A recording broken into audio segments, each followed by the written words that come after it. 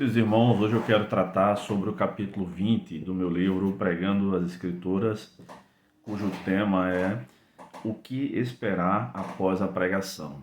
Esse meu livro aqui está com nova remessa, graças a Deus. Se você tem interesse em adquirir o seu, adquira. Se você ainda não está convencido da importância desse livro, veja os demais vídeos, tá?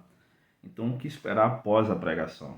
Esse capítulo aqui tem 3 páginas apenas, mas são páginas preciosas. Tanto o pregador quanto os ouvintes devem esperar algo do pós-pregação e devem ter atitudes diante disso. Eu quero mencionar aqui 2 questões. A primeira, que Martin Lloyd Jones cita num dos seus livros, no livro Pregação e Pregadores, o seguinte: que importa se eu souber ou não do resultado da pregação? Naturalmente, isso tem seu valor do ponto de vista de encorajamento para o obreiro cristão, mas não tem valor algum do ponto de vista da própria obra. A obra foi realizada e se evidenciou e continuava a se manifestar na vida daquele soldado antes mesmo de haver me escrito. Isto é o que realmente importa. Então, o resultado da pregação não é o bom resultado da pregação não é a interação do público enquanto a gente prega, mas a mudança de vida, tá? E algumas dessas mudanças de opinião, de vida e tudo mais, Deus vai permitir que cheguem até nós pregadores, mas a maioria delas a gente não fica sabendo. Outro conselho que eu dou aqui é o seguinte: eu digo, para concluir este capítulo, recomendo a todos os pregadores 2 coisas. Primeira, converse com os membros de sua igreja para verificar se entenderam o que foi pregado.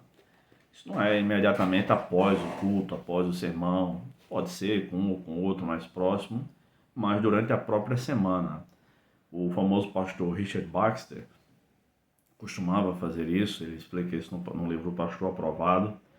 Ele visitava as pessoas para saber se, durante a semana, né, ele tem uma metodologia de trabalho muito boa, e ele visitava as pessoas e também as recebia em casa. Ele era um pastor que trabalhava muito em casa também, as pessoas iam visitá-lo, para conversar durante a semana sobre o sermão que havia sido pregado no domingo, e para tirar dúvidas dos irmãos, enfim. Era bem interessante o trabalho dele. Ele preparou seus pastores auxiliares para que fizessem isso também. Em segundo lugar, ore para que, além de entenderem, os irmãos pratiquem o que foi ensinado.